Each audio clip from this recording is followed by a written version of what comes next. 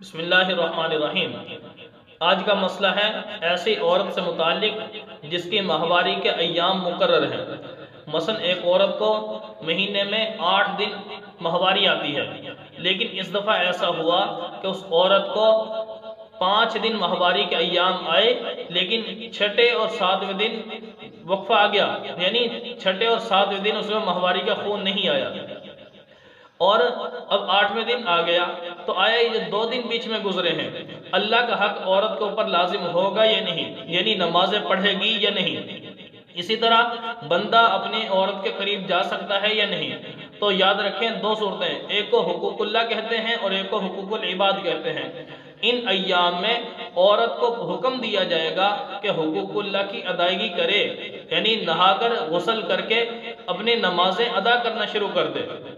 لیکن بندے کو حکم دیا جائے گا بندے آپ اپنے حق استعمال نہیں کر سکتے ان ایام میں۔ اس میں اللہ کا حق لازم کیا جا رہا ہے اور بندے کا حق روکا جا رہا ہے۔ اس کی کیا وجہ ہے؟ تو ذہن نشین فرما لیں کہ ان ایام میں جو عورت کو حکم دیا جا رہا ہے نماز کا اور بندے کو اس کے قریب جانے سے روکا جا رہا ہے، اس کی وجہ یہ ہے کہ ہو سکتا ہے کہ جو ایام اس عورت کو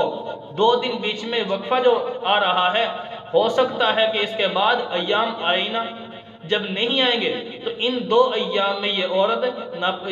پاک ہی سمجھی جائے گی، اور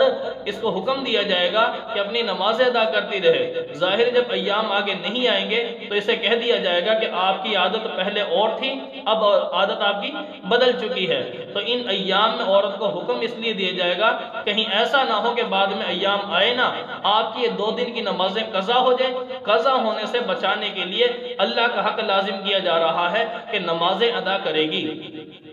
لیکن بندے کو جو منع کیا جا رہا ہے وہ اس وجہ سے منع کیا جا رہا ہے کہ بندے ہو سکتا ہے اس عورت کو ایام دوبارہ شروع ہو جائیں، تو جب ایام شروع ہو گئے تو یہ عورت ان 2 دنوں میں بھی ناپاک ہی سمجھی جائے گی، ماہواری کے ایام ہی شمار ہوں گے یہ۔ تو گویا بندہ اگر ان 2 ایام میں عورت کے قریب جائے گا تو یہ حکم دیا جائے گا کہ بندے تو نے ماہواری کے ایام میں عورت کے ساتھ یہ حقوق زوجیت ادا کیے ہیں، اور حقوق زوجیت ادا کرنا ماہواری کے ایام میں سخت گناہ ہے، تو